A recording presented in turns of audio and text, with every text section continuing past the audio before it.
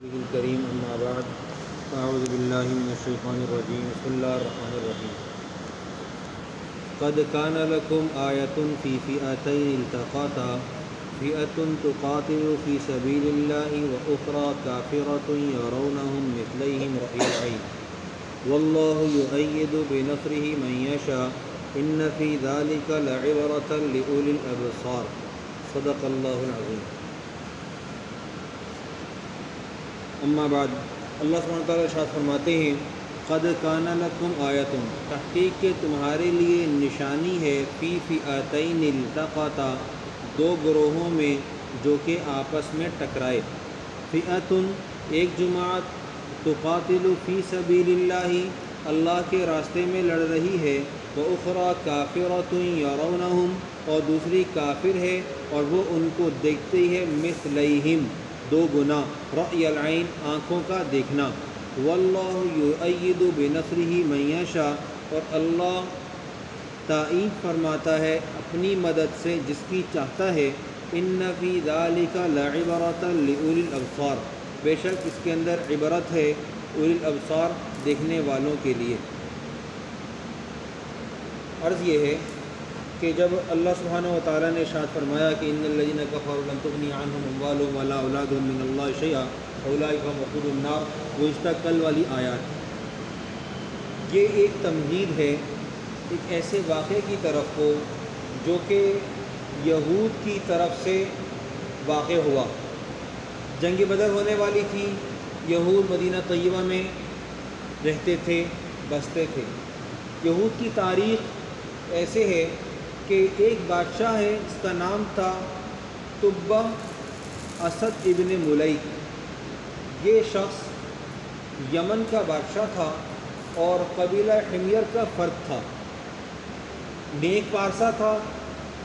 اس کو کچھ معلومات تھی کہ نبی امی محمد عربی صلی اللہ علیہ وسلم کی بعثت ہوگی. اس شخص نے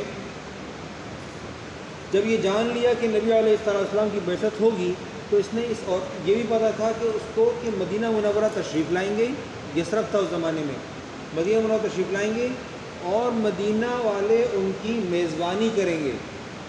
تو اس آدمی نے یہ ارادہ ظاہر کیا اور ایک خط لکھا مدینہ والوں کے نام. جو اس کا ارادہ تھا وہ یہ تھا کہ اگر میں نے نبی کریم صلی اللہ علیہ وسلم کا زمانہ پا لیا تو میں پیارے پیغمبر صلی اللہ علیہ وسلم کے پاؤں مبارک دھو کر پیوں گا، خدمت کروں گا، پاؤں دھوؤں گا، خدمت کروں گا. اس کو زندگی نے مہلت نہیں دی. اس نے ایک خط لکھا نبی علیہ السلام کے نام اور بھیج دیا مدینہ منورہ. ابو ایوب انصاری رضی اللہ تعالیٰ عنہ کے خاندان میں وہ خط چلا ہے اور نبی کریم صلی اللہ علیہ وسلم کی خدمت اقدس میں پیش بھی کیا گیا ہے. اس شخص نے یہ ارادہ ظاہر کیا کہ میں اگر مر گیا تو مرنے سے پہلے میں نے محمد رسول اللہ صلی اللہ علیہ وسلم کی ذات بامسعود کے اوپر ایمان لا کر اپنا حق ادا کر دیا. دیکھیے ذخیرۃ الجنان حضرت مولانا سرفراز خان صفدر صاحب دامت برکاتہم رحمۃ اللہ علیہ. تو یہود یوں کر کے مدینے میں آ کر بسے تھے اور وہ خط کے چکر میں جب ان کو معلوم ہو گیا کہ نبی علیہ السلام کی بعثت ہونی ہے اور یہ علاقہ ہوگا، یہاں رہیں گے، تو وہ لوگ یہاں آ کر آباد ہوئے. اور یہاں آ کر آباد ہو کر ان کے پاس تین چیزیں بہت زیادہ تھیں. ایک افرادی قوت، یہود کے پاس تین چیزیں زیادہ تھیں. ایک افرادی قوت، دوسری علاقے کی تجارت، اور تیسری جو مضبوط چیز تھی وہ تھی ان کا علم. اللہ سبحانہ وتعالیٰ نے ان تین چیزوں سے ان کو مالا مال فرمایا تھا. ظاہر ہے کہ یہ اہل کتاب تھے اور ان کو بڑی گرفت تھی اپنے علم کے اوپر. ہر وہ قوم جو افرادی قوت کے اعتبار سے، تجارت کے اعتبار سے یا علمی بنیادوں پر مضبوط ہوتی ہے تو اس کا ایک روب دبدبہ، ایک شان ہوا کرتی ہے. اسلام ابھی آیا نہیں تھا، یہود کا بول بالا تھا، اور یہ اس حد تک بول بالا تھا کہ مکہ مکرمہ مدینہ منورہ میں جو اوس اور خزرج کے دو قبیلے جو کہ کفار تھے یہ رہتے تھے. ان لوگوں نے اگر کہیں سفر کرنا ہوتا یا اپنی بیٹیوں کے رشتے طے کرنے ہوتے، جب تک یہود سے پوچھ نہ لیتے اس وقت تک کوئی اقدام نہیں کرتے تھے، کوئی قدم نہیں اٹھاتے تھے. یہود کا اتنا بول بالا تھا.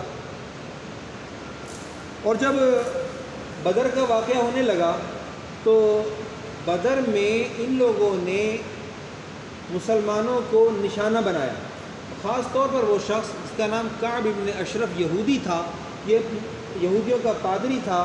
اس شخص نے کہا کہ ان کا واسطہ ان لوگوں سے پڑا ہے جو کمزور ہیں، ان کا واسطہ ہم سے نہیں پڑا، قریش سے لڑنے جا رہے ہیں، کہ ہم سے ٹکرائیں گے نا تو سمجھ میں آ جائے گی۔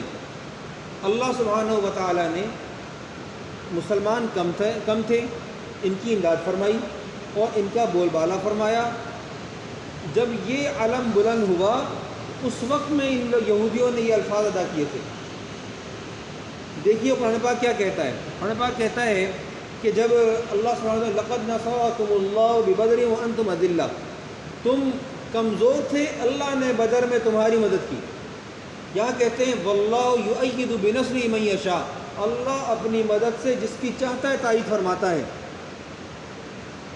حالانکہ یہ یہود نبی کریم صلی اللہ علیہ وسلم کے سامنے ضد میں کھڑے ہوئے تھے، اور نبی علیہ السلام کی بعثت سے پہلے ان کی حالت یہ تھی کانوا یستفتحون، یہ لوگ نبی علیہ السلام کا واسطہ دے کر اللہ سبحانہ و تعالیٰ سے اپنے مد مقابل لڑنے والوں کے بارے میں مدد طلب کیا کرتے تھے۔ یا اللہ ہمیں آخری نبی محمد صلی اللہ علیہ وسلم کی نبوت کے صدقے میں فلاں فلاں فلاں فلاں قبیلے پر فتح عطا فرما۔ ان کا طرز عمل نبی علیہ السلام کی بعثت کے بعد یکسر بدل گیا، یکسر یہ اوپر چلے گئے، بالکل اوپر چلے گئے۔ اللہ سبحانہ و تعالیٰ نے ان کو ذلیل و خوار فرمایا۔ پہلے شروع میں بنو نذیر اور بنو قینقاع یہ دونوں لڑے، ان دونوں نے پہلے ہتھیار ڈالے، اور تیسرا جو بنو قریظہ تھا اس نے لڑنے کے لیے کوشش کی لیکن پھر اس نے بھی ہتھیار ڈال دیے، اور نبی کریم صلی اللہ علیہ وسلم نے مدینے میں جب اپنا لوہا منوایا تو ان کو جلا وطن فرما دیا تھا۔ پہلے دو قبیلے خود بخود ہی جلا وطنی پر راضی ہو گئے تھے، اور آخری قبیلہ یہ بعد میں خود ہی رخصت ہو گیا تھا، اور نبی علیہ السلام نے ان کو خیبر تک دوڑایا تھا۔ چنانچہ اللہ سبحانہ وتعالیٰ نے ارشاد فرمایا قد کان لکم آیۃ فی فئتین التقطا، تحقیق کہ تمہارے لیے ایک نشانی ہے ان دو قبیلوں کے بارے میں جو آپس میں ٹکرائے، ایک طرف 313 اور ایک طرف 900 سے زائد۔ 313 والوں میں سے 14 شہید ہوتے ہیں اور ان کے 70 قید کر لیے جاتے ہیں۔ یہ ایک بہت بڑی فتح ہے، بہت بڑا فرق ہے۔ تو اللہ رب العزت نے فرمایا تقاتل فئۃ تقاتل فی سبیل اللہ، ایک جماعت جو اللہ کے راستے میں لڑ رہی ہے، واخری، اور دوسری کافرۃ، وہ دوسری کافر ہے، یرونہم مثلیہم رأی العین، وہ دیکھتے ہیں ان کو سامنے والوں کو آنکھوں کا دیکھنا۔ واللہ یؤید بنصرہ من یشاء، اور اللہ اپنی مدد سے اپنی تائید فرماتا ہے اس کی جس کی چاہتا ہے۔ ان فی ذلک لعبرۃ لأولی الابصار، تحقیق کہ اس کے اندر عبرت ہے ان لوگوں کے لیے جو آنکھیں رکھتے ہیں۔ یرونہم مثلیہم رأی العین لقربہم منہم، ومع ھذا نصر اللہ الاقلیۃ المسلمۃ وہزم الاکثریۃ الکافرہ، اللہ سبحانہ وتعالیٰ نے مسلم اقلیت کو فتح عطا فرمائی اور شکست دے دی اکثریت کفار کو۔ اس جنگ میں واضح طور پہ صحابہ کرام رضوان اللہ علیہم اجمعین نے اللہ سبحانہ وتعالیٰ کی آسمان سے اترتی مدد کو دیکھا تھا۔ اللہ سبحانہ وتعالیٰ کا محق ہو عبرت حاصل کرنے کی توفیق عطا فرمائے اور عمل کی توفیق عطا فرمائے۔ کریم اما بعد